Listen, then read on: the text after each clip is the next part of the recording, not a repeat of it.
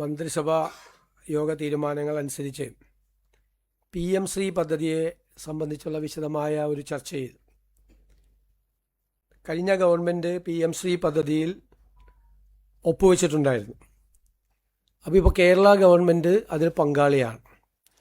മാത്രമല്ല 99 കോടി രൂപയിലധികം അവിടെ നിന്ന് ഈ പദ്ധതിയുമായി ബന്ധപ്പെട്ട് വാങ്ങിച്ചിട്ടുണ്ട്. തടഞ്ഞു വെച്ച പണം തന്നിട്ടുണ്ട്. അതുകൂടാതെ ഒരു 106 കോടി രൂപ കേന്ദ്ര ഗവൺമെൻറ് അനുവദിച്ചിട്ടുണ്ട്. ഇതാണ് അതിൻ്റെ കാര്യം. അതിനെ ആശയപരമായി അതിനോടുള്ള എതിർപ്പ് കരിക്കുലം ഫ്രീഡത്തിൽ കേന്ദ്ര സർക്കാർ ഇടപെടരുത് എന്നതാണ്. 2, ഇത് നടപ്പാക്കുന്ന സ്കൂളുകൾ തിരഞ്ഞെടുക്കാനുള്ള അവകാശം സംസ്ഥാന ഗവൺമെൻറ് നൽകണം എന്നതാണ്. അപ്പോൾ ഒരു കാരണവശാലും കരിക്കുലം സ്വാതന്ത്ര്യത്തിൽ, അത് തീരുമാനിക്കാനുള്ള സ്വാതന്ത്ര്യത്തിൽ, സംസ്ഥാന സർക്കാരിനുള്ള സ്വാതന്ത്ര്യത്തിൽ ഇടപെടാൻ ഒരു കാരണവശാലും അനുവദിക്കില്ല. 2, സ്കൂൾ സെലക്ഷൻ, അത് സംസ്ഥാന സർക്കാർ തന്നെ തീരുമാനിക്കും. ഇതുമായി ബന്ധപ്പെട്ട കാര്യങ്ങൾ കേന്ദ്ര സർക്കാരിനെ അറിയിക്കാൻ PM ശ്രീ പദ്ധതിയുമായിട്ടുള്ള UDF സർക്കാരിൻ്റെ ആശയപരമായ നിലപാടുകൾ അറിയിക്കാനുള്ള കാര്യങ്ങൾ തയ്യാറാക്കുന്നതിന് വേണ്ടി പൊതുവിദ്യാഭ്യാസ മന്ത്രി ശ്രീ ശംസുദ്ദീൻ കൺവീനറും മന്ത്രിമാരായ Shri Roji M. John, Shri PC Vishwanath, CM Liju എന്നിവർ അംഗങ്ങളുമായിട്ടുള്ള ഒരു കമ്മിറ്റി, മന്ത്രിസഭാ ഉപസമിതിയെ നിയമിച്ചിട്ടുണ്ട്. അവർ റിപ്പോർട്ട് സമർപ്പിക്കും. അതുപോലെ വളരെ പ്രധാനപ്പെട്ട ഒരു ഭരണ പരിഷ്കാര നടപടി ഇന്നത്തെ മന്ത്രിസഭാ യോഗം തീരുമാനിച്ചു. ഞങ്ങൾ പരിശോധിച്ചപ്പോൾ നിരവധി ഫയലുകൾ ധനകാര്യ വകുപ്പിലേക്ക് വരികയാണ്. നിരവധി ഫയലുകൾ, ആവശ്യമില്ലാത്ത ഫയലുകൾ ധാരാളമായി വരികയാണ്. അതിൽ ഭൂരിഭാഗം ഫയലുകളും ധനപരമായ കോഡ് ഓഫ് കോണ്ടക്ട് അറിയാതെ വരുന്ന ഫയലുകളാണ് വിവിധ ഡിപ്പാർട്ട്മെന്റുകളിൽ നിന്ന്. അത് പലതും തിരിച്ചയക്കേണ്ടി വരികയാണ്. ഇതെല്ലാം വ്യാപകമായ തരത്തിലുള്ള നമ്മുടെ നടപടിക്രമങ്ങൾ വൈകിപ്പിക്കുന്നതിന്, പദ്ധതികൾ വൈകുന്നതിന്, സർക്കാർ എടുക്കുന്ന തീരുമാനം നടപ്പിലാക്കുന്നതിനുള്ള തടസ്സങ്ങളെല്ലാം ഉണ്ടാകുകയാണ്. അതുകൊണ്ട് 1974 കേന്ദ്ര സർക്കാർ രൂപീകരിച്ച മാതൃകയിൽ എല്ലാ വകുപ്പിലും സർക്കാർ ഒരു ഇൻ്റഗ്രേറ്റഡ് ഫിനാൻഷ്യൽ അഡ്വൈസർ നിയമിക്കാൻ വേണ്ടിയിട്ട് തീരുമാനിച്ചിരിക്കുകയാണ്, എല്ലാ വകുപ്പിലും. അപ്പോൾ ധനപരമായ കാര്യങ്ങൾ ഒരു സ്ക്രൂട്ടിനി അവിടെ ഉണ്ടാവും. ധനവകുപ്പിലെ ഉദ്യോഗസ്ഥന്മാർ തന്നെ, ഒരു സാമ്പത്തിക ചെലവും സർക്കാരിന് ഇല്ലാതെ എല്ലാ വകുപ്പിലും ഒരു ഇൻ്റഗ്രേറ്റഡ് ഫിനാൻഷ്യൽ അഡ്വൈസർ ഉണ്ടാവും. ആ സ്ക്രൂട്ടിനി നടത്തിയിട്ടേ ഫയൽ പോവുള്ളൂ. ഇപ്പൊ ധനകാര്യ വകുപ്പിലേക്ക് അയക്കേണ്ട ഫയൽ മാത്രമേ വരുള്ളൂ. മാത്രമല്ല അത് തിരിച്ചയക്കേണ്ടി വരില്ല. കാരണം സംശയങ്ങളെല്ലാം നിവർത്തിച്ച് കോഡ് ഓഫ് കോണ്ടക്ട് എല്ലാം പാലിച്ചിട്ടുള്ള ഫയലുകളായിരിക്കും. അപ്പോൾ ഒരു വളരെ ഭരണപരിഷ്കാര നടപടികളുമായി ബന്ധപ്പെട്ട ഒരു വിപ്ലവകരമായ ഒരു തീരുമാനമാണ് ഇൻ്റഗ്രേറ്റഡ് ഫിനാൻഷ്യൽ അഡ്വൈസറെ. ഫയലുകളുടെ എണ്ണം ഗണ്യമായി കുറയുകയും ഫയലുകൾ കൂടുതൽ യാത്ര ചെയ്യുന്നത് ഇല്ലാതായിരിക്കുകയും ചെയ്യുന്ന ഒരു സംവിധാനമാണ്. ഇതനുസരിച്ച് ഒരു ജോയിന്റ് സെക്രട്ടറിയുടെ പദവിയിൽ കുറയാത്ത ഒരു ഉദ്യോഗസ്ഥനെയും എല്ലാ ഭരണവകുപ്പിൻ്റെയും സെക്രട്ടറിയുടെ പ്രധാന സാമ്പത്തിക ഉപദേഷ്ടാവായി ചുമതലപ്പെടുത്തേണ്ടതും നയപരമായ തീരുമാനങ്ങൾ, പുതിയ സേവനങ്ങൾ, വിശാലമായ സാമ്പത്തിക കാര്യങ്ങൾ എന്നിവയ്ക്ക് മാത്രമായി ധനകാര്യ വകുപ്പിനെ സമീപിക്കുന്നതും നിർദ്ദേശിക്കും. ധനകാര്യ വകുപ്പ് സത്യത്തിൽ കയ്യിലുള്ള കുറേ അധികാരങ്ങൾ കൂടി താഴെയുള്ള വകുപ്പുകളിലേക്ക് ഡീസെൻട്രലൈസ് ചെയ്ത് കൊടുക്കുകയും ചെയ്യാണ്. നടപടിക്രമങ്ങൾ സുഗമമാക്കാനാണ്. വലിയ മാറ്റം ഇതിൻ്റെ ഭാഗമായി ഉണ്ടാകും എന്ന് പ്രതീക്ഷിക്കുന്നു. മൂന്നാമതൊരു കാര്യം തീരുമാനമെടുത്തത് നമ്മുടെ പൊതുസംഭരണമുണ്ട്, പ്രൊക്യൂർമെന്റ്. ഇതിന്റെ മാനുവൽ എന്ന് പറയുന്നത് കാലഹരണപ്പെട്ട മാനുവലാണ്. ഇന്നത്തെ കാലത്ത് പ്രൊക്യൂർമെന്റ് മാറി പ്രൊക്യൂർമെന്റ് ആയി മാറിയത് നമ്മുടെ മാനുവൽ അറിഞ്ഞിട്ടില്ല. നമ്മുടെ കേന്ദ്ര സർക്കാരിന്റെ എക്സ്പെൻഡിച്ചർ വകുപ്പ് പ്രകടിപ്പിച്ച ജനറൽ ഫിനാൻഷ്യൽ റൂൾസും മാർഗനിർദ്ദേശങ്ങളും ഉണ്ട്. അപ്പം നമുക്ക് ആ മാർഗനിർദ്ദേശങ്ങൾ നമ്മൾ അനുസരിക്കണം. പക്ഷെ നമ്മുടെ മാനുവൽ വേറെയാണ്, കാലഹരണപ്പെട്ട മാനുവലാണ്. അപ്പം നമ്മൾ അതിൻ്റെ അകത്ത് കംപ്ലീറ്റ് ആയിട്ട് ഒരു പുതിയ സംവിധാനം, ഒരു പ്രൊക്യൂർമെന്റ് ഉൾപ്പെടെയുള്ള കാലത്ത് പൊതുസംഭരണത്തിന് സർക്കാർ സംഭരിക്കുന്നത് വർക്കുകളും ആ പൊതു പ്രൊക്യൂർമെന്റിന്റെ ഭാഗമാണ്. പണ്ട് സിവിൽ വർക്ക് മാത്രമാണ് ഉണ്ടായിരുന്നത്. വർക്കുകൾ, വിവിധ വകുപ്പുകളുടെ സംഭരണം, ഇതിനെല്ലാത്തിനും വേണ്ടിയിട്ടുള്ള ഒരു മാർഗനിർദ്ദേശം അത് തയ്യാറാക്കുന്നതിന് വേണ്ടിയിട്ടും ഒരു മന്ത്രിസഭാ ഉപസമിതിയെ നിയോഗിച്ചിട്ടുണ്ട്. പൊതുമരാമത്ത്, tourism, IT, higher education, water resources മന്ത്രിമാരുടെ നേതൃത്വത്തിലുള്ള ഒരു ഉപസമിതിയാണ്. ഇവർ കൃത്യമായിട്ട് ഓരോ വകുപ്പിലെ കാര്യത്തെക്കുറിച്ച് റിപ്പോർട്ട് നൽകുകയും സംഭരണം, ഒരു പ്രൊക്യൂർമെന്റ് നടക്കുന്നത് ഏറ്റവും ആധുനികമായ സങ്കേതങ്ങൾ ഉപയോഗിച്ചുകൊണ്ടും വേഗത്തിൽ നടത്താനും ട്രാൻസ്പെറന്റായി സുതാര്യമായി നടത്താനുമുള്ള സംവിധാനങ്ങൾ ഏർപ്പെടുത്തും. ഈ സർക്കാരിന്റെ ആദ്യത്തെ 100 ദിവസത്തെ കർമ്മ പരിപാടികൾ ജൂലൈ 1 മുതൽ നടപ്പാക്കും. 100 ദിവസത്തേക്ക്, ജൂലൈ 1 മുതൽ 100 ദിവസത്തേക്ക് നടപ്പാക്കും. ഹൈക്കോടതിയിൽ അഡീഷണൽ ഡയറക്ടർ ജനറൽ ഓഫ് പ്രോസിക്യൂഷനായി അഡ്വക്കേറ്റ് മുഹമ്മദ് ഷാഫിയെ നിയമിച്ചു. Kerala cashew board MD and ചെയർമാനായി G ഉണ്ണികൃഷ്ണനെ നിയമിക്കാൻ വേണ്ടി തീരുമാനിച്ചു. ഇതാണ് സുപ്രധാനമായ തീരുമാനങ്ങൾ എടുത്തത്.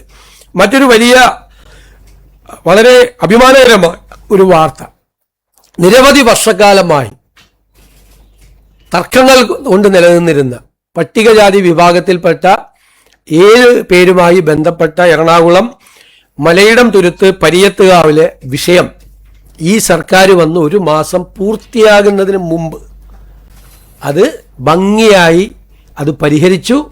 ഭൂവുടമയും അവരും തമ്മിൽ ഒരു എഗ്രിമെന്റ് ഉണ്ടാക്കി. ആ എഗ്രിമെന്റിന്റെ ഭാഗമായി അവർക്ക് 7 വീടുകൾ ഞങ്ങൾ നിർമ്മിച്ചു കൊടുക്കും. 1000 സ്ക്വയർ ഫീറ്റിന്റെ വീട് കൊടുക്കും. അതേ ഭൂമിയിൽ, തർക്കഭൂമിയിൽ തന്നെ അവർക്ക് 5 സെന്റ് വീതം ഭൂമി കിട്ടി. അവർക്കൊരു പൊതുവഴി ഉണ്ടാക്കിയിട്ടുണ്ട്. ആ പൊതുവഴി പഞ്ചായത്ത് നിർമ്മിച്ചു കൊടുക്കും. രമ്യമായ പരിഹാരം. നിങ്ങൾക്കറിയാം, ഞങ്ങളുടെ സർക്കാർ വന്നതിന്റെ പിറ്റേ ദിവസമാണ് 15ാമത്തെ റിക്കവറി നടപടി നടന്നത്. കുറെ ആളുകളൊക്കെ അവിടെ പോയി സമരമൊക്കെ ചെയ്തു. 14 പ്രാവശ്യം ഈ റിക്കവറി നടപടി നടന്നിട്ട് ഒരു ചെറുവിരൽ പോലും ആരും അനക്കിയില്ല. ഞങ്ങളുടെ മുമ്പിൽ ആദ്യം ഈ കേസ് വന്നപ്പോൾ തന്നെ ഞങ്ങളത് കൈകാര്യം ചെയ്തു. AGയെ കോടതിയിൽ ഹാജരാക്കി. AGയോട് നിർദ്ദേശം കൊടുത്ത് 2 ആഴ്ചത്തെ സമയപരിധി കോടതിയിൽ നിന്ന് വാങ്ങിച്ച് 2 കൂട്ടരുമായി നിരന്തരമായി സംസാരിച്ച് അത് ഒത്തുതീർപ്പിൽ എത്തിച്ച് എഗ്രിമെന്റ് വെച്ച് ആ എഗ്രിമെന്റ് കോടതിയെ അറിയിക്കാൻ തീരുമാനിച്ചിട്ടുണ്ട്.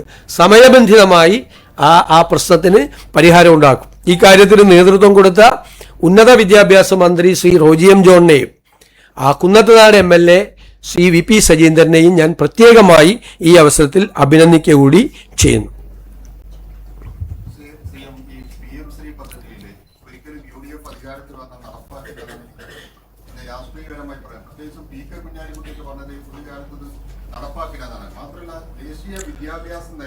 അല്ല, ചോദിച്ചോ, ഒരു ചോദ്യം ചോദിക്കും. അങ്ങനെ സംസാരിക്കല്ലേ. അല്ല, അത് എല്ലാ കാര്യങ്ങളും പരിശോധിക്കുമെന്നേ അല്ല ഞാൻ പറഞ്ഞത്. ഇപ്പൊ ഗവൺമെന്റ് അതിൽ പങ്കാളിയാണ്. സംസ്ഥാന സർക്കാർ PM ശ്രീ പദ്ധതിയിൽ പങ്കാളിയാണ്. മരവിപ്പിച്ചെന്ന് പറയുന്ന തീരുമാനം എന്താ? ഇത് എന്നു മുതലെടുത്ത തീരുമാനങ്ങളാണിത്. മുഴുവൻ തീരുമാനങ്ങൾ ഇവിടെ എടുത്തിട്ടുണ്ടല്ലോ. ഇതെല്ലാം നേരത്തെ തന്നെ തീരുമാനിച്ച് എടുത്തിരിക്കുന്ന കാര്യങ്ങളല്ലേ. ഇവിടുത്തെ ഫിനാൻസിന്റെ അനുമതിയോടുകൂടി എല്ലാ തീരുമാനങ്ങളും എടുത്തുകൊണ്ടാണ് ഇത് ചെയ്തിരിക്കുന്നത്. 2024 തീരുമാനം എടുത്തിട്ടുണ്ട് ഇത് സംബന്ധിച്ച്. 2024 അതടക്കമുള്ള തീരുമാനങ്ങൾ എടുത്തിട്ടുണ്ട്. കഴിഞ്ഞ ഗവൺമെന്റാണ് ഒപ്പുവെച്ചത്, ഞങ്ങളെല്ലാം ഒപ്പുവെച്ചത്. ഇപ്പോ ഗവൺമെന്റ്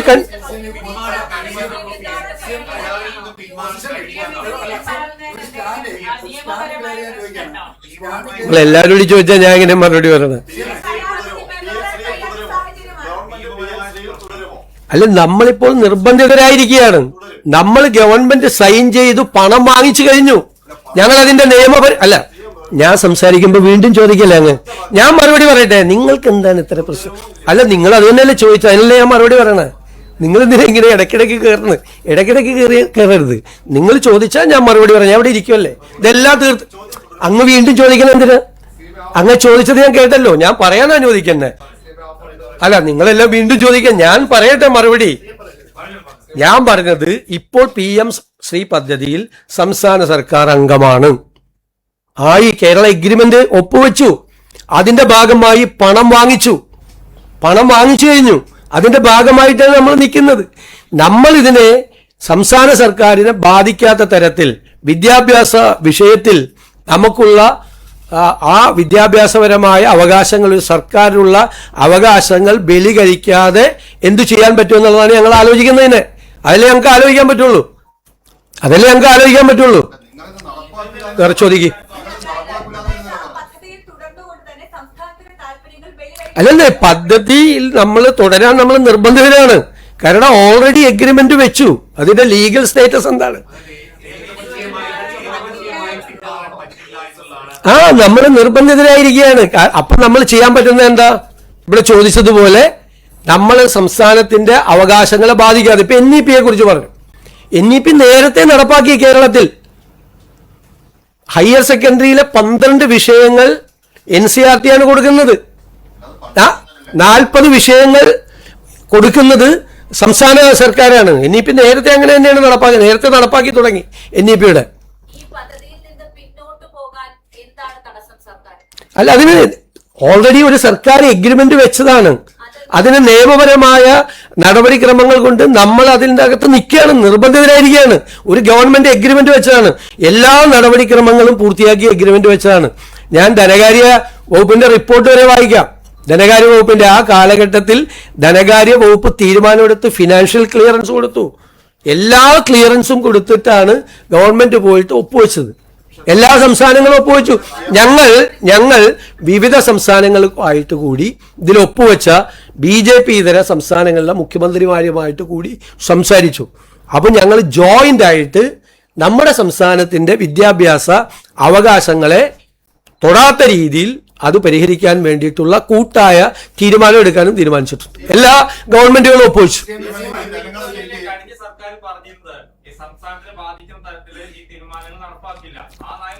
അല്ല, അവരെന്താ പറഞ്ഞിരുന്നത്? അവർ ഒരു കാരണവശാലും ഒപ്പുവെക്കില്ല എന്നാണ് തുടർച്ചയായിട്ട് പറഞ്ഞിരുന്നത്. ഒപ്പുവെക്കില്ല. ഞങ്ങൾ എന്തിനാ എതിർത്തത്? നിങ്ങൾ അന്നത്തെ എന്റെ മറുപടി കേട്ടു നോക്ക്.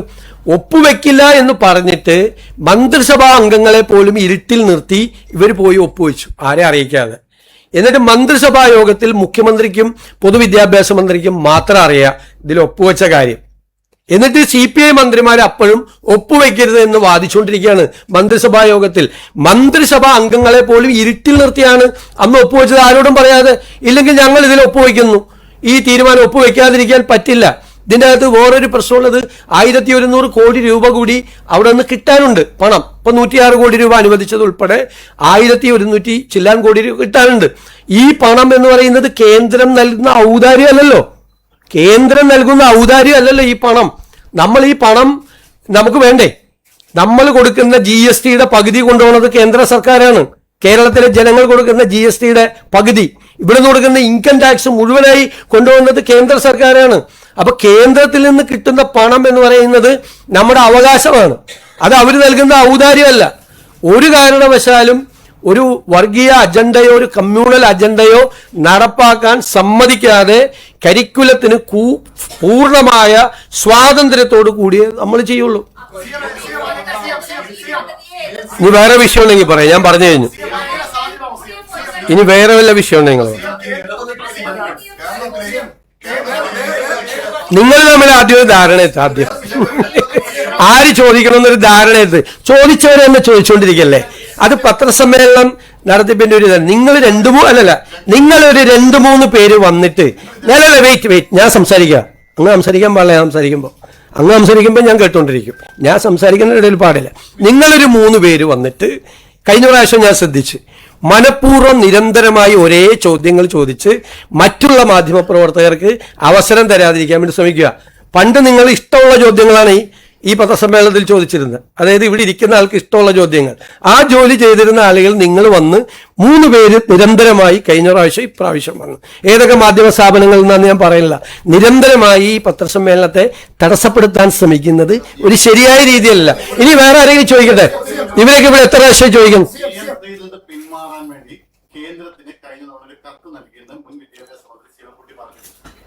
അങ്ങനെ ഒരു കത്ത് പോയിട്ടില്ല. പിന്മാറാൻ വേണ്ടിയിട്ടുള്ള ഒരു കത്ത് ഇവിടെ നിന്ന് പോയിട്ടില്ല.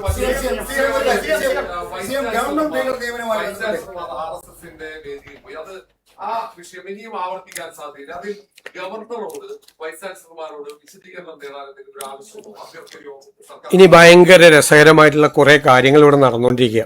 ഞാനത് പറയാം. ഒന്നാമത്തെ കാര്യം, കള്ളപ്രചരണങ്ങളാണ് സർക്കാർ വന്ന് 1 മാസം ആകുന്നതിന് മുമ്പ് മുഴുവൻ നടത്തിയത്. വൈസ് ചാൻസലർമാർ RSS പരിപാടിയിൽ പങ്കെടുത്തപ്പോൾ അതിനെ ശക്തമായി ഞാൻ വിമർശിച്ചു. തെറ്റാണ്. വൈസ് ചാൻസലർമാരുടെ പദവിക്ക് ചേർന്നതല്ല. സംഘപരിവാറിന്റെ ഒരു പ്രധാനപ്പെട്ട സംഘടനയുടെ പരിപാടിയിൽ പോയി പങ്കെടുത്ത് ഞാൻ വിമർശിച്ചു. വിമർശനം മാത്രം പോരാ എന്ന് പറഞ്ഞ് പ്രതിപക്ഷ നേതാവ് പത്രസമ്മേളനം നടത്തി. ആ പ്രതിപക്ഷ നേതാവ് മുഖ്യമന്ത്രിയായിരുന്ന സമയത്ത് കേരളത്തിലെ 4 വൈസ് ചാൻസലർമാർ RSS പരിപാടിയിൽ പങ്കെടുത്തു. അത് തെറ്റാണെന്ന് പോലും അദ്ദേഹം മുഖ്യമന്ത്രിയായിരുന്നപ്പോൾ പറഞ്ഞിട്ടില്ല. തെറ്റാണെന്ന് പറഞ്ഞിട്ടില്ല. നിങ്ങളൊന്ന് ആലോചിച്ച് നോക്കിയേ.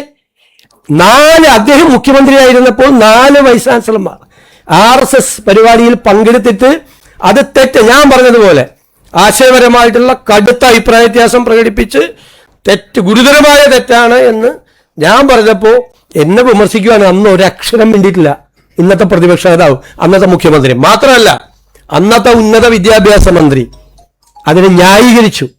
ഒരു പരിപാടിയിൽ വൈസ് ചാൻസലർമാർ പോകുന്നതിൽ തെറ്റില്ല എന്ന് പറഞ്ഞു. അതിലൊരു വൈസ് ചാൻസലർ CPM അനുഭാവിയായിട്ടുള്ള ഒരാളായിരുന്നു. CPM സംഘടനയുടെ നേതാവായിരുന്ന ഒരാൾ ആ വൈസ് ചാൻസലർമാരുടെ കൂട്ടത്തിലുണ്ടായിരുന്നു RSS പരിപാടിയിൽ പങ്കെടുത്തത്.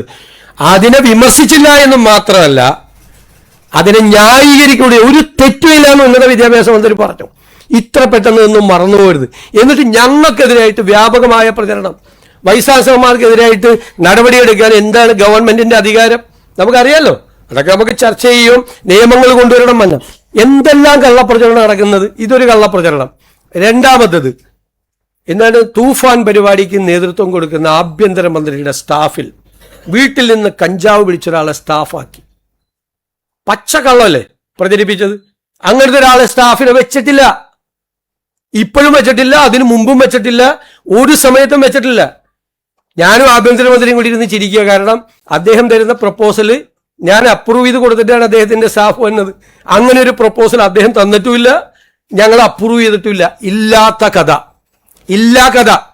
മനസ്സിലാക്കിക്കണം. ഇതൊന്നും അല്ല. എന്നിട്ട് കുറെ മാധ്യമങ്ങൾ അത് ഏറ്റുപിടിക്കുക. മനസ്സിലായില്ലേ?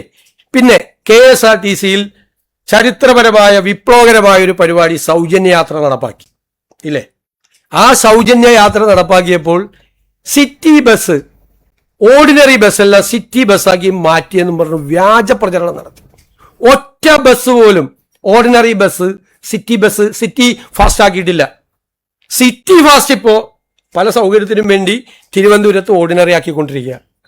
സിറ്റി ഫാസ്റ്റ് കള്ളപ്രചരണം. അതിന്റെ ഗ്രേസ് കളയാൻ വേണ്ടി കേരളത്തിൽ സ്ത്രീകൾക്ക് വേണ്ടി നടപ്പാക്കിയ ഒരു വിപ്ലവകരമായ പദ്ധതിയുടെ ഗ്രേസ് കളയാൻ വേണ്ടി പച്ചക്കള്ളം പ്രചരിപ്പിച്ചു. പച്ചക്കള്ളം. ഓർഡിനറി ബസ് കുറയ്ക്കാൻ വേണ്ടിയിട്ട്, നമ്പർ കുറയ്ക്കാൻ വേണ്ടി ഇന്നലെ കണക്ക് വന്നല്ലോ. എത്ര ലക്ഷം പേരാണ് അതിൽ യാത്ര ചെയ്തതെന്ന്. ആവേശഭരിതരായി. എണ്ണം കൂടിയിട്ടല്ലേ യാത്ര ചെയ്തത്, എണ്ണം കുറഞ്ഞില്ലല്ലോ, കൂടുതൽ ചെയ്ത്. ഇന്നലത്തെക്കാളും കൂടുതൽ ആളുകളല്ലേ ഇന്ന് യാത്ര ചെയ്തത്. നുണ പ്രചരിപ്പിക്കുകയാണ്. പിന്നെ വേറൊരു വാർത്ത, ഈ സഹകരണ സ്ഥാപനങ്ങളിലെ മുഴുവൻ ഫീസ് കൂട്ടി UDF സർക്കാർ വന്ന ഉടനെ തന്നെ വ്യാപകമായ പ്രചരണം.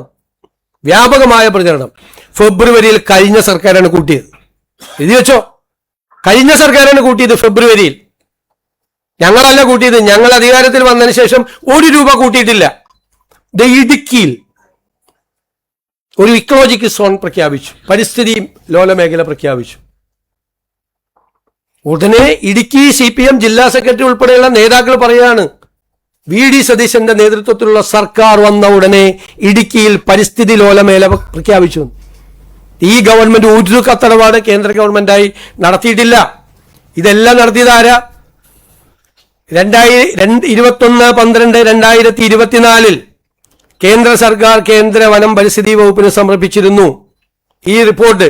ഇതിന്റെ ഇക്കോ സെൻസിറ്റീവ് സോൺ പ്രപ്പോസൽ കേന്ദ്ര സർക്കാർ ആവശ്യപ്പെട്ട പ്രകാരമുള്ള സ്റ്റാൻഡേർഡ് ഫോർമാറ്റിൽ തയ്യാറാക്കി 2024 കൊടുത്തു. തുടർന്ന് 5/4/2025 ഇതുമായി ബന്ധപ്പെട്ട അധിക വിവരങ്ങൾ സമർപ്പിച്ചു. അതിനുശേഷം ഈ സംരക്ഷിത വനപ്രദേശങ്ങളുടെ ഈ സെറ്റ് പ്രപ്പോസൽ ഉൾപ്പെടുന്നില്ല എന്ന് ചെറിയ സ്ഥലങ്ങൾ അധിക വിവരം വീണ്ടും കൊടുത്തു. തുടർന്ന് പ്രസ്തുത പ്രപ്പോസൽ സംബന്ധിച്ച് wild life institute of India ആവശ്യപ്പെട്ട പ്രകാരമുള്ള അധിക വിവരങ്ങൾ കൂടി വിശദമാക്കി പുതുക്കിയ ഇക്കോ സെൻസിറ്റീവ് സോൺ പ്രപ്പോസൽ കേന്ദ്ര സർക്കാരിന് 13/10/2025 സമർപ്പിച്ചിരുന്നു. അതനുസരിച്ചിട്ടാണ് പ്രപ്പോസൽ പ്രകാരം ഇരവികുളം, ചിന്നാർ, കുറിഞ്ഞിമല, ആനമുടി ഷോല, പാമ്പാടും ഷോല എന്നീ സംരക്ഷിത പ്രദേശങ്ങളുടെ കരട് ഇക്കോ സെൻസിറ്റീവ് സോൺ വിജ്ഞാപനം കേന്ദ്ര സർക്കാർ 2/6/2024 പ്രസിദ്ധീകരിച്ചത്. ഞങ്ങള് 18/5 അധികാരത്തിൽ വന്ന ഞങ്ങളുടെ ഗവൺമെന്റ് കേന്ദ്ര ഗവൺമെന്റുമായി ഒരു കത്തിടപാടും നടത്തിയിട്ടില്ല. ഞങ്ങൾ അധികാരത്തിൽ വന്ന് 17ാമത്തെ ദിവസം ഇക്കോ സെൻസിറ്റീവ് സോണായി ഈ ഇടുക്കിയിലെ മേഖല പ്രഖ്യാപിച്ചതിന്റെ മുഴുവൻ ഈ സംസ്ഥാന സർക്കാർ കൊടുത്ത പ്രപ്പോസലിന്റെ അടിസ്ഥാനത്തില്ല. എന്നിട്ട് പത്രസമ്മേളനം നടത്തി പറയാണ് ഞാൻ മുഖ്യമന്ത്രിയായപ്പോഴാണ് ഇത് സംഭവിച്ചത്. നുണപ്രചരണങ്ങളാണ് ഈ. ഞങ്ങൾ 1 മാസം തികഞ്ഞിട്ടില്ല, 1 ഡസനാണ്. റേഷൻ വിതരണം മുഴുവൻ സ്തംഭിച്ചു. എവിടെ റേഷൻ വിതരണം സ്തംഭിച്ചത്? ഒരു സ്റ്റാറ്റ്യൂട്ടറി റേഷന്റെ 1 ഗ്രാം അരി ഒരു സ്ഥലത്തും കുറച്ചു കൊടുത്തിട്ടില്ല. കേന്ദ്ര ഗവൺമെന്റ് ചില സമയത്ത് 3 മാസം കൂടുതൽ അരി കൊടുക്കാൻ പറയും. ആ 3 മാസം അരി കൂടുതൽ കൊടുത്തു. അതിന് പിന്നീട് കേന്ദ്ര ഗവൺമെന്റിന് നിർദ്ദേശം വന്നാൽ കൂടുതൽ അരി കൊടുക്കും. പിന്നെ ഇനി നമ്മൾ ഈ ടൈഡ് ഓവറായി വരുന്ന അരിയുണ്ട്, അതായത് വിൽക്കപ്പെടാതെ പോകുന്ന അരി, അധികമായി കിട്ടുന്ന അരി, അത് നമ്മൾ ശേഖരിച്ചു വെക്കും. എപ്പോഴാണ് ശേഖരിച്ചു വെക്കണം? ഓണക്കാലത്ത് എല്ലാവർക്കും കൂടി കൊടുക്കാൻ വേണ്ടിയിട്ട് അത് ശേഖരിച്ചു വെക്കും. എന്നിട്ട് വ്യാപകമായി UDF സർക്കാർ വന്നു, റേഷൻ വിതരണം മുടങ്ങി. വ്യാജപ്രചരണമാണ്, കള്ളപ്രചരണങ്ങൾ നടക്കുകയാണ്. എന്തെല്ലാം കാര്യങ്ങളിലാണ് നടക്കുന്നത്? വ്യാപകമായി ഒരു സംഘം, ഒരു കാര്യം അവർ മനസ്സിലാക്കിക്കൊള്ളണം, ഇതുപോലെ കഴിഞ്ഞ 1-2 വർഷം വ്യാപകമായി കള്ളപ്രചരണം നടത്തിയാണ് PRDയുടെ കൂടി സഹായത്തോടു കൂടി. ഇരുണ്ട കാലം എന്നുള്ള ഒരു ഇതുണ്ടായിരുന്നു, അത് PRDയുടെ സഹായത്തിലാണ് ചെയ്തത്. എനിക്കെതിരായിട്ടുള്ള വ്യാപകമായ പ്രചരണം നടത്തിയത് PRDയിലെ ഉദ്യോഗസ്ഥർ കൂടി പങ്കെടുത്തുകൊണ്ടാണ്. സർക്കാർ ചെലവിലാണ് പ്രതിപക്ഷത്തിനെതിരായി അന്ന് വ്യാപകമായ രീതിയിൽ പ്രചരണം നടത്തിയത്. അതെല്ലാം ജനങ്ങൾ ചവറ്റുകൊട്ടയിൽ എറിഞ്ഞിട്ടാണ് ഞങ്ങളെ അധികാരത്തിൽ കൊണ്ടുവന്നത്. ഞങ്ങൾ അധികാരത്തിൽ വന്ന് ഇരുന്ന് തുടങ്ങുന്നതിന് മുമ്പെയുള്ള വ്യാജമായ പ്രചരണങ്ങളുടെ 1/2 ഡസൻ വ്യാജ പ്രചരണങ്ങളുടെ കാര്യമാണ് ഞാനിപ്പോൾ വിശദീകരിച്ചത്. എങ്ങനെ?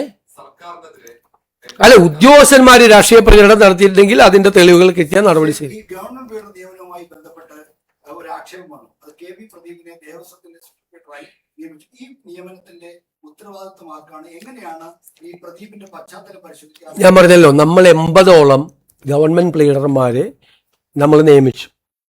അതിൽ സ്പെഷ്യൽ ഗവൺമെന്റ് പ്ലീഡർമാരുണ്ടായി. അത് ദേവസ്വം ഗവൺമെന്റ് പ്ലീഡറെ ഇതുവരെ നിയമിച്ചിട്ടില്ല.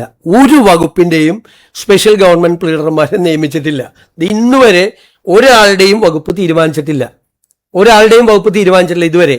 അത് ഞാൻ ബജറ്റ് അവതരിപ്പിച്ച ശേഷം എറണാകുളത്ത് ചെന്നതിന് ശേഷം ലോ മിനിസ്റ്റർ എന്നുള്ള നിലയിൽ കൂടി AGയുമായും DGPയുമായും ബന്ധപ്പെട്ട ആളുകളുമായി സംസാരിച്ച് മന്ത്രിമാരുടെയും കൂടി സെക്രട്ടറിമാരുടെയും കൂടി അഭിപ്രായം കേട്ടിട്ടാണ് ഓരോ വകുപ്പിനും വകുപ്പ് കൊടുക്കുന്നത്. ഞങ്ങൾ ഈ ഇത്രയും പേര് നമ്മൾ പേര് കൊടുക്കുന്ന സമയത്ത് ഇവരാർക്കൊക്കെ വേണ്ടി അപ്പിയർ ചെയ്തൊന്നും പരിശോധിക്കാനുള്ള സംവിധാനമില്ല. ഞങ്ങൾ വന്നു കഴിഞ്ഞപ്പോൾ ഒരു തെറ്റ് ശ്രദ്ധയിൽപ്പെട്ടു. എല്ലാവരും പറഞ്ഞു, ഇന്ന പശ്ചാത്തലമുള്ള ഒരാളെ ഗവൺമെന്റ് പ്ലീഡറാക്കി എന്ന് പറയും. എന്താ ചെയ്തത്? അപ്പം തന്നെ കറക്റ്റ് ചെയ്ത് അതിന്റെ ആഘോഷിക്കാനുള്ള ഇത്രേ എനിക്ക് മനസ്സിലായില്ല. തെറ്റാണ് എന്ന് കണ്ടപ്പോ അതുമ്മ പിടിച്ച് തൂങ്ങി ആടിയില്ല, ഊഞ്ഞാലാടിയില്ല. ആ തെറ്റുമ്മ ഇരുന്നുണ്ട്. ആ തെറ്റ് കറക്റ്റ് ചെയ്തു. ഞാൻ എൻ്റെ ആദ്യത്തെ പത്രസമ്മേളനത്തിൽ പറഞ്ഞ എന്താ, തെറ്റുകൾ സംഭവിക്കും, നിങ്ങളടക്കം പ്രതിപക്ഷമടക്കം ആളുകൾ ചൂണ്ടിക്കാണിച്ചാൽ ഞങ്ങൾ കറക്റ്റ് ചെയ്യും. അത് കറക്റ്റ് ചെയ്തു. ഒരു പേര് അത് കറക്റ്റ് ചെയ്തു. അതിന്റെ അപ്പുറത്ത് എന്താണ്? ഒരു 80 പേരെ വെച്ചപ്പോൾ 80 ഈ വക്കീലന്മാരും ഇതിനു മുമ്പ് ആർക്കൊക്കെ വേണ്ടി ഹാജരായിട്ടുണ്ടെന്ന് നമുക്ക് AI ടൂൾ ഉപയോഗിച്ചാൽ പോലും കിട്ടില്ല. ആർക്കൊക്കെ വേണ്ടി ഹാജരായിട്ടുണ്ടെന്ന് ഉപയോഗിച്ചാൽ കിട്ടില്ല. അപ്പൊ അത് വന്നപ്പോ ഒരു തെറ്റ് ചൂണ്ടിക്കാണിച്ചു. പിന്നെ ഉത്തരവാദിത്തം. ഇതിപ്പോ പിന്നെ ചിലർ പറഞ്ഞു മന്ത്രിസഭ അറിയാതെയാണ് ഗവൺമെന്റ് പ്ലീഡർമാരെ നിയമിച്ചതെന്ന്. ഇങ്ങനെയൊന്നും തമാശ പറയരുത്. മന്ത്രിസഭയിൽ ഇത് ടേബിൾ ചെയ്തിട്ട് ഇത് ചെയ്യാൻ പാടുള്ളൂ. മന്ത്രിസഭയിൽ ടേബിൾ ചെയ്ത് അവർക്കെല്ലാം മന്ത്രിസഭാ അംഗങ്ങൾക്ക് കോപ്പി കൊടുത്തിട്ടാ. ഇനി ആ തെറ്റ് തിരുത്തിയെങ്കിലും അതിന്റെ പൂർണ്ണമായ ഉത്തരവാദിത്തം എനിക്ക് മാത്രമാണ്, വേറെ ആർക്കുമല്ല.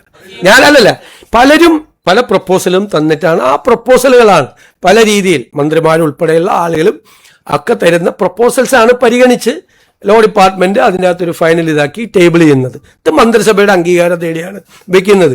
ഒരാളെയും അങ്ങനെ ഒരു പേര് തന്നതിന്റെ പേരിൽ കുറ്റപ്പെടുത്താൻ ഞാൻ തയ്യാറല്ല. അതിന്റെ ഉത്തരവാദിത്തം എനിക്കാണ്. എനിക്ക് ഉത്തരവാദിത്തം ആയതുകൊണ്ടാണ് ഞാൻ കറക്റ്റ് ചെയ്തത്.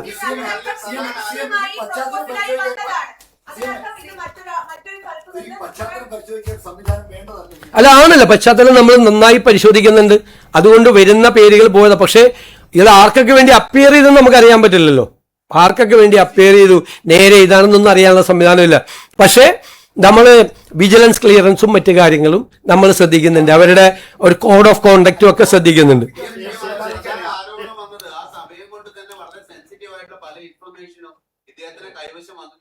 അതൊക്കെ വേറെ, അതല്ലേ ഞാൻ പറഞ്ഞത്. ഒരു വകുപ്പിനും ഒരു വക്കീലിനും വെച്ച വക്കീൽ ഇതുവരെ ഒരു വകുപ്പും കൊടുത്തിട്ടില്ല. അദ്ദേഹം ദേവസ്വത്തിന്റെ ഒരു കേസിൽ ഹാജരായിട്ടില്ല. അദ്ദേഹത്തിന് ദേവസ്വം ഗവൺമെന്റ് പ്ലീഡറായിട്ട് നിയമിച്ചിട്ടുമില്ല. സ്പെഷ്യൽ ഗവൺമെന്റ് പ്ലീഡറായി നിയമിച്ചു, അല്ലാതെ ദേവസ്വം ഗവൺമെന്റ് പ്ലീഡറായി നിയമിച്ചു എന്ന് പറയുന്നത് തെറ്റാണ്. ഇതുവരെ നിയമിച്ചിട്ടില്ല. Please let me complete. ഒരാളെ നിയമിച്ചിട്ടില്ല. റവന്യൂ വകുപ്പിന് വേണം, പൊതുവിദ്യാഭ്യാസ വകുപ്പിന് വേണം, കോപ്പറേറ്റീവ് ഡിപ്പാർട്ട്മെന്റ് വേണം. അതിന് പർട്ടിക്കുലർ ആളെ ഇതുവരെ നിയമിച്ചിട്ടില്ല. അതിന്റെ ഒരു പ്രോസസ് ഉണ്ട്. അത് മന്ത്രിമാരുടെ അടുത്തും സെക്രട്ടറിമാരുടെ അടുത്തും ഒക്കെ അഭിപ്രായം തേടി അവരുടെ ഈ വിഷയത്തിൽ അവർ ഇതിനു മുമ്പ് നടത്തിയിട്ടുണ്ടോ എന്നൊക്കെ പരിശോധിച്ചിട്ടാണ് നമ്മൾ ചെയ്യുന്നത്.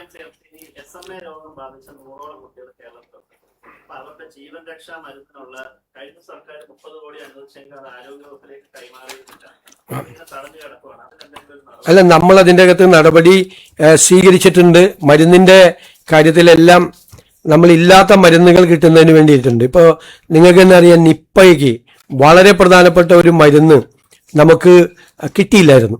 വളരെ പ്രധാനപ്പെട്ട ഒരു മരുന്ന് ഇവിടെ ഉണ്ടായിരുന്നില്ല വർഷങ്ങളായിട്ട്.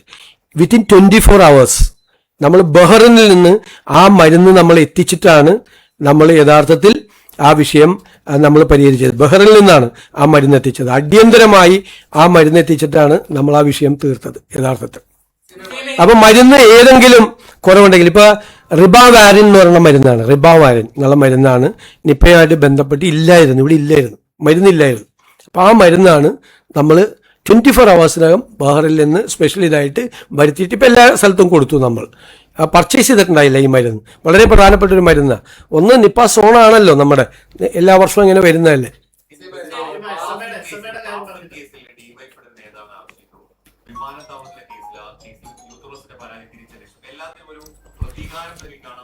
അല്ലല്ല, നിങ്ങളിത് അറിയണ്ടേ? ഞാൻ ചോദിക്കട്ടെ, ഒരു തെരഞ്ഞെടുപ്പിന് തൊട്ടു മുമ്പ് വർഗീയമായ വിദ്വേഷമുണ്ടാക്കുന്ന തരത്തിൽ, വർഗീയമായ ചേരുതിരിവുണ്ടാക്കുന്ന തരത്തിൽ ഒരു സ്ക്രീൻഷോട്ട് ഉണ്ടാക്കിയിട്ട് അത് അവിടെ മത്സരിച്ച വടകരയിലെ ഞങ്ങളുടെ പാർലമെന്റ് സ്ഥാനാർത്ഥിയായ ഷാഫിയുടെ തലയിൽ കെട്ടിവെച്ച് അയാളെ തോൽപ്പിക്കാൻ വേണ്ടി നടത്തിയ ശ്രമമല്ലേ? ആ ശ്രമത്തിന് ഞങ്ങൾക്കെതിരായിട്ട് എന്തൊരു ആക്ഷേപമായിരുന്നു. ഞങ്ങളാണിത് ഉണ്ടാക്കിയെന്ന് ഞങ്ങൾ അന്ന് തന്നെ ഇത് പറഞ്ഞു. ഞങ്ങളല്ല. അതിന് ഒരു പയ്യനെ കുറിച്ച് പരാതി പറഞ്ഞപ്പോൾ പയ്യൻ അയാളുടെ ഫോൺ കൊണ്ടേ പോലീസിൽ ഹാജരാക്കി. ഞങ്ങളല്ല എന്ന് പറഞ്ഞു. ഇപ്പൊ അത് അന്വേഷിക്കണ്ടേ? അത് അന്വേഷിച്ച് എന്തൊരു കാപട്യമാണ് CPM അവിടെ നടത്തിയത്. തെരഞ്ഞെടുപ്പിന് മുമ്പ് വർഗീയമായ ഭിന്നിപ്പുണ്ടാക്കാൻ സംഘപരിവാർ ചെയ്യുന്ന അതേ പണി CPM ചെയ്തില്ല. അവിടെ സംഘപരിവാർ ഈ പരിപാടി ചെയ്യാറുണ്ട്.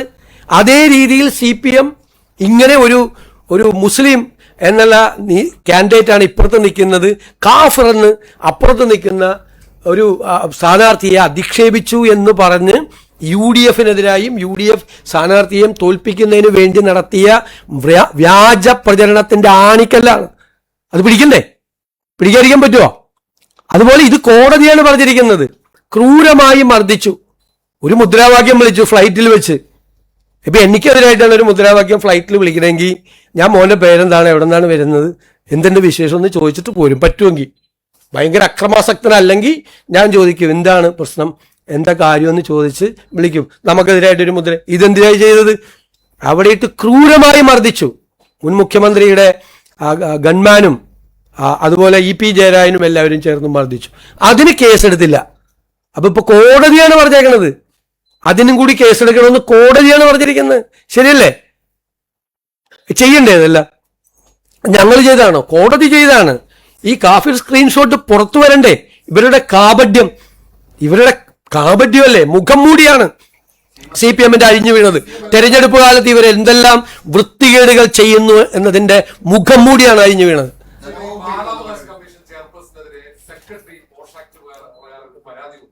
ആ പരാതിയുടെ വൈരാഗ്യത്തോടെ അവരെ അവിടുത്തെ തരം താഴ്ത്തുകയും മറ്റൊരു ഡിപ്പാർട്ട്മെന്റിലേക്ക് മാറ്റി എന്നൊരു ആക്ഷേപമുണ്ട്. അത് അന്നത്തെ മുഖ്യമന്ത്രി പിണറായി വിജയൻ പരാതി നൽകിയും ഒരു നടപടി ഉണ്ടായില്ല. ചെയർപേഴ്സൺ അവിടെ തുടരുന്നു, അവരെ അവിടുന്ന് മറ്റൊരിടത്തേക്ക് തരം താഴ്ത്തുകയാണ്. നമുക്ക് പരിശോധിക്കാം നമ്മുടെ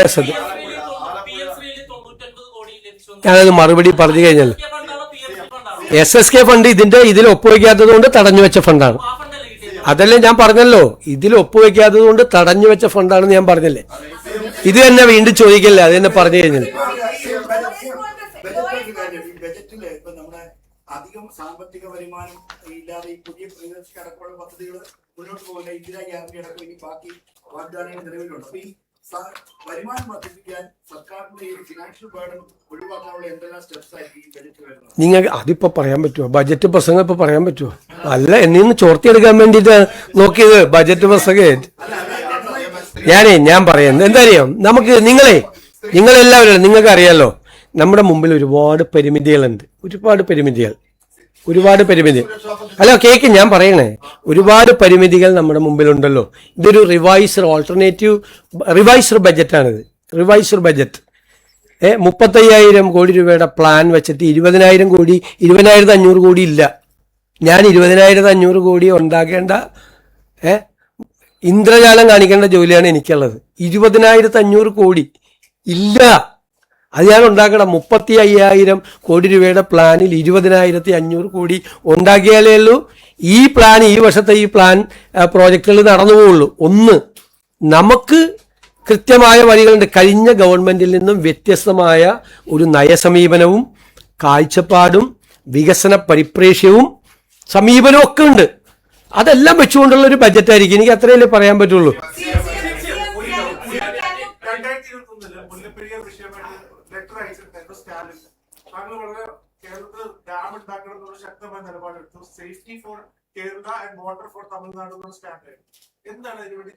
അല്ല, ഞങ്ങളുടെ സ്റ്റാൻഡ് അത് തന്നെയാണ്. മനസ്സിലായില്ല? സേഫ്റ്റി കേരളത്തിനും വെള്ളം തമിഴ്നാടിനും എന്നുള്ളത് തന്നെയാണ് നമ്മുടെ സ്റ്റാൻഡ്. അത് തീർച്ചയായിട്ടും ഞങ്ങളൊരു bilateral discussions we will conduct bilateral discussion. ഇല്ല, നമ്മളിപ്പോൾ അതിനുള്ള ബജറ്റിന്റെ വർക്കിന്റെ അകത്താണല്ലോ നിൽക്കുന്നത്. അത് കഴിഞ്ഞു കഴിഞ്ഞാൽ അയൽ സംസ്ഥാനങ്ങളുമായിട്ട് കൂടി സംസാരിക്കും. ഇപ്പോൾ കർണാടക ഗവൺമെന്റായിട്ട് സംസാരിക്കും. അതിന് അവിടെ സന്ദർശിക്കുമെന്ന് പറഞ്ഞിട്ടുണ്ട്. കാരണം രാത്രികാല യാത്രയുമായിട്ട് ബന്ധപ്പെട്ട പ്രശ്നങ്ങൾ കർണാടക ഗവൺമെന്റായിട്ട് സംസാരിക്കണം. തമിഴ്നാടുമായിട്ട് ഈ വെള്ളം പങ്കുവയ്ക്കുന്നതിൻ്റെ മുല്ലപ്പെരിയാറിലെ മാത്രമല്ല വിവിധ വിഷയങ്ങൾ സംസാരിക്കണം. അപ്പം ഞാനത് 2 മുഖ്യമന്ത്രിമാരോടും ഞാൻ അവരെ കണ്ടു കഴിഞ്ഞപ്പോൾ പേഴ്സണലായിട്ട് അവരോട് പറഞ്ഞിട്ടുണ്ട്, ഈ വിഷയങ്ങളെല്ലാം നമ്മൾ സംസാരിക്കണം. അപ്പോൾ നമുക്കുള്ളൊരു ഇതെന്ന് വെച്ചാൽ ബഡ്ജറ്റ് അവതരിപ്പിച്ച് ബജറ്റ് ചർച്ച പൂർത്തിയാക്കാതെ എനിക്ക് ഇവിടെ നിന്ന് പോകാൻ പറ്റില്ലല്ലോ. അത് കഴിഞ്ഞാൽ നമ്മളത് തുടരും.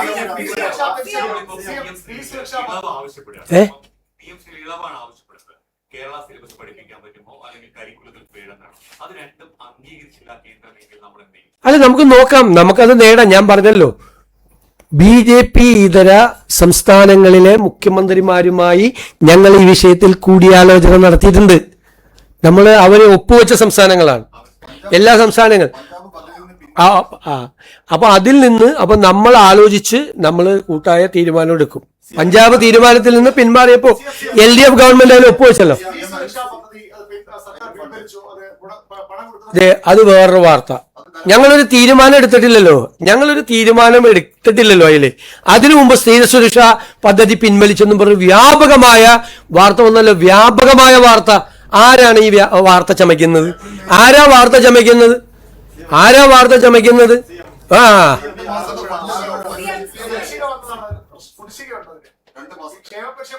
ഞങ്ങൾ ഇങ്ങോട്ട് വന്നല്ലേ ഉള്ളത്. വരട്ടെ, അതിൽ തീരുമാനം എടുക്കണം. അതുകൊണ്ടാണ് അതിനകത്ത് തീരുമാനം. ഞാൻ ചോദിക്കരുത്, എപ്പോഴാ ഈ പദ്ധതി പ്രഖ്യാപിച്ചത്? 10 കൊല്ലം ഉണ്ടായിട്ട് സ്ത്രീ സുരക്ഷയെ കുറിച്ച് ഒരു കാര്യം ഉണ്ടായിരുന്നില്ലല്ലോ. ലോക്കൽ ബോഡി ഇലക്ഷൻ കൂടി തോറ്റു. ഫെബ്രുവരിയിലാണ് പ്രഖ്യാപിക്കുന്നത്. പോണ പോക്കിന് ഫെബ്രുവരിയിലാണ് നടപ്പാക്കുന്നത്. ലോക്കൽ ബോഡി ഇലക്ഷൻ തോറ്റ് കഴിഞ്ഞിട്ട് അസംബ്ലി ഇലക്ഷന്റെ പ്രഖ്യാപിക്കുന്നതിന് തൊട്ടു മുമ്പ് ഒരു പദ്ധതി ഞങ്ങൾ പ്രഖ്യാപിക്കുക. അപ്പൊ ആ പദ്ധതിയുടെ ഡീറ്റെയിൽസ് ഞങ്ങൾ നോക്കണ്ടേ? അതിന്റെ ബെനഫിഷ്യറീസ് ആരാണെന്ന് നോക്കണ്ടേ? ആ ബെനഫിഷ്യറീസിനെ കുറിച്ചൊക്കെ ഒരുപാട് കംപ്ലൈന്റ് വന്നിട്ടുണ്ട്. കാരണം ഇലക്ഷന് മുമ്പേ, അല്ല ഞാൻ പറയട്ടെ തന്നെ, ഇലക്ഷന് മുമ്പ് അങ്ങ് കൊടുത്തേക്കാണേ. ഇലക്ഷൻ സമയത്തെ അങ്ങനെ ഏതെങ്കിലും ഗവൺമെന്റ് ചെയ്തിട്ടുണ്ടോ കേരളത്തിൽ? ഏതെങ്കിലും ഗവൺമെന്റ് കേരളത്തിൽ ചെയ്തിട്ടുണ്ടോ? 1600 രൂപയുടെ പെൻഷൻ 2500 ആക്കുമെന്ന് 5 കൊല്ലം മുമ്പ് ഉറപ്പ് കൊടുത്തല്ലേ? 4.25 കൊല്ലക്കാലം 1 രൂപ കൂട്ടിയില്ലല്ലോ. എന്നിട്ട് ഇലക്ഷൻ പ്രഖ്യാപിക്കണതിന്റെ തൊട്ട് തലയാഴ്ച 400 രൂപ കൂട്ടിയെന്ന് കിട്ടി. 2 മാസം പെൻഷൻ അവർക്ക് കിട്ടി. അവരെ ആ പൈസ മേടിച്ച് പോക്കറ്റിൽ വെച്ചിട്ട് നേരെ പോളിംഗ് ബൂത്തിൽ പോയി UDF വോട്ടും ചെയ്തു. അവർക്ക് മനസ്സിലായി ഈ അവസാനത്തെ പറ്റിക്കലേ.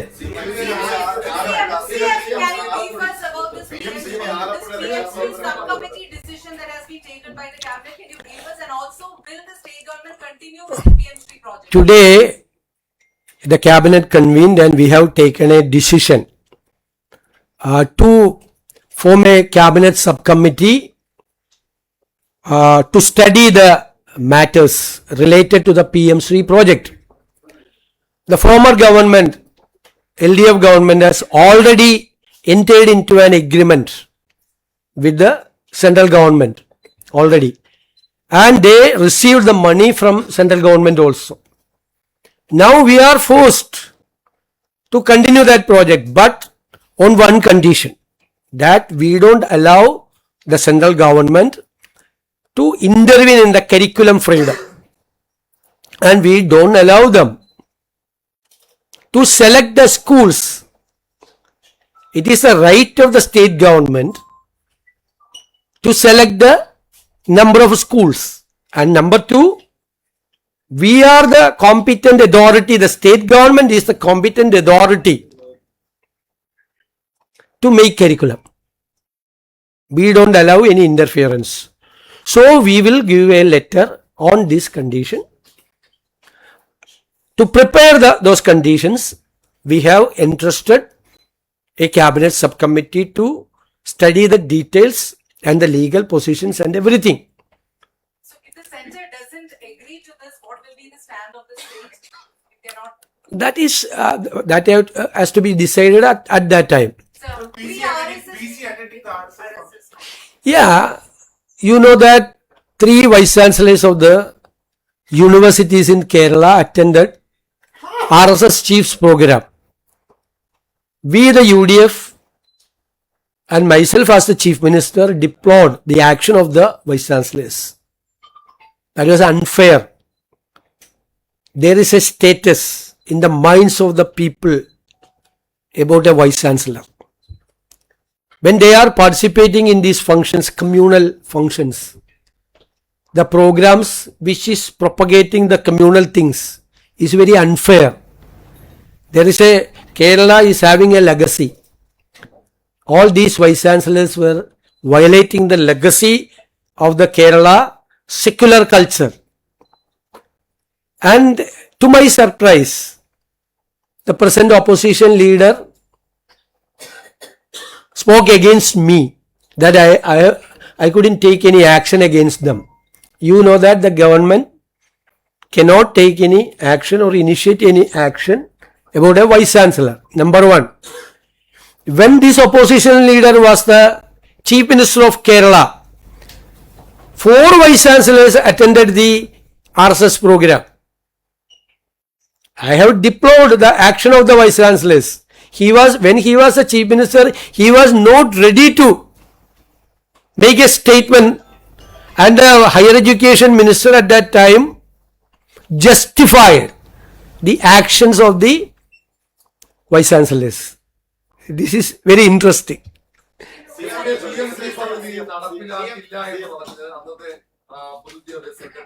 ഇത് പറഞ്ഞ ഈ പോയിന്റ് പറഞ്ഞു കഴിഞ്ഞാൽ വേറെ വല്ലതും Revenue deficit crack pending from the center. Since you are going to present the budget, so what will be the take of the state on that? You know, the RD grant. And it's very difficult to make a budget. We are facing that challenge.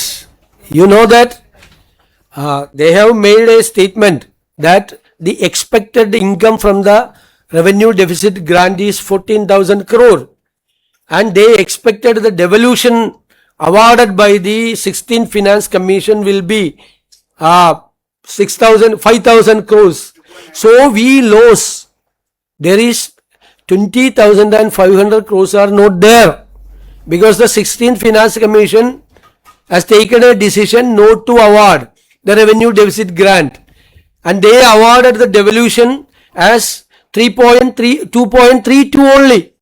The expected by the last government was 2.8, but got only 2.32. 14,000 plus 5,000 plus other some grants. We have to find out 20,500 crores. That is the challenge.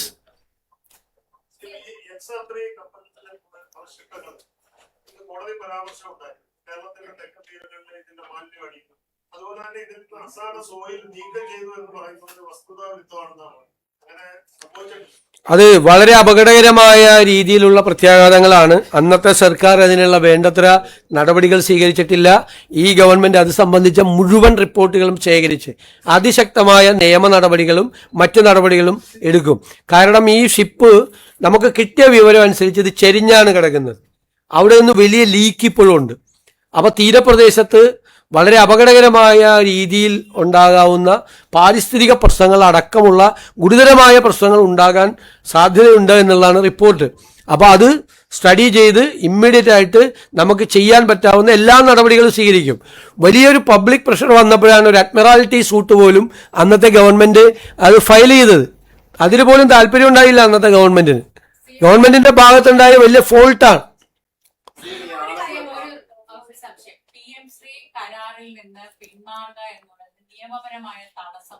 അല്ല, ഞാൻ അതിനെക്കുറിച്ച് explain ചെയ്ത് കഴിഞ്ഞല്ലോ. Complete കാര്യങ്ങൾ explain ചെയ്ത് കഴിഞ്ഞു. വീണ്ടും നിങ്ങളെല്ലാവരും അതേ ചോദ്യം ചോദിച്ചു. ഞാൻ കംപ്ലീറ്റ് എക്സ്പ്ലെയിൻ ചെയ്തു. ഒരു ഗവൺമെന്റ് ആ കരാറിൽ ഒപ്പിട്ട് പണം മേടിച്ച് നിൽക്കുന്നൊരു പൊസിഷനാണ്. മനസ്സിലായില്ലേ? അപ്പൊ പിന്നെ നമുക്ക് എന്താ ചെയ്യാൻ പറ്റുന്നത്? നമുക്ക് ചെയ്യാൻ പറ്റുന്നത് ആശയപരമായി നമുക്ക് യോജിക്കാൻ പറ്റാത്ത കാര്യങ്ങൾ നമ്മൾ ചെയ്യില്ല എന്നുള്ളൊരു നിലപാടെടുത്ത് നമ്മൾ നോക്കാം. മനസ്സിലായില്ലേ? അതാണ്.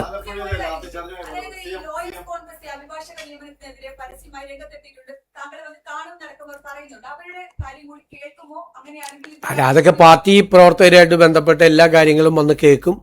അവരാരും അല്ല ഇതിന്റെ ഗവൺമെന്റ് ബിൽഡർമാരെ നിയമിക്കേണ്ടത്. അവരാരും അല്ല നിയമിക്കേണ്ടത്. അതിനൊക്കെ പാർട്ടിക്കകത്ത് പാർട്ടിയല്ലല്ലോ ഇത് ഗവൺമെന്റ് അല്ലേ ഇതിനകത്ത് തീരുമാനം. അവർക്ക് പാർട്ടിക്കകത്ത് അഭിപ്രായം പറയാം. എന്നോട് വന്ന് അവരുടെ അഭിപ്രായം പറയാം. അവർക്ക് പരാതി ഉണ്ടെങ്കിൽ. പിന്നെ പരാതി ഉണ്ടെങ്കിൽ ആദ്യം മാധ്യമങ്ങളോടല്ലല്ലോ പറയേണ്ടത്, ഞങ്ങളോടല്ലേ പറയേണ്ടത്. അല്ല, അത് ഞാൻ കണ്ടില്ല കത്ത്. ശരി, അപ്പൊ ഒന്നുമില്ല. അവസാനത്തെ ചോദ്യത്തിന് വരെ മറുപടി പറയണ്ട. ഇത് 9 ചോദ്യം ചോദിച്ചാൽ ഞാൻ അങ്ങനെ പറയണേ.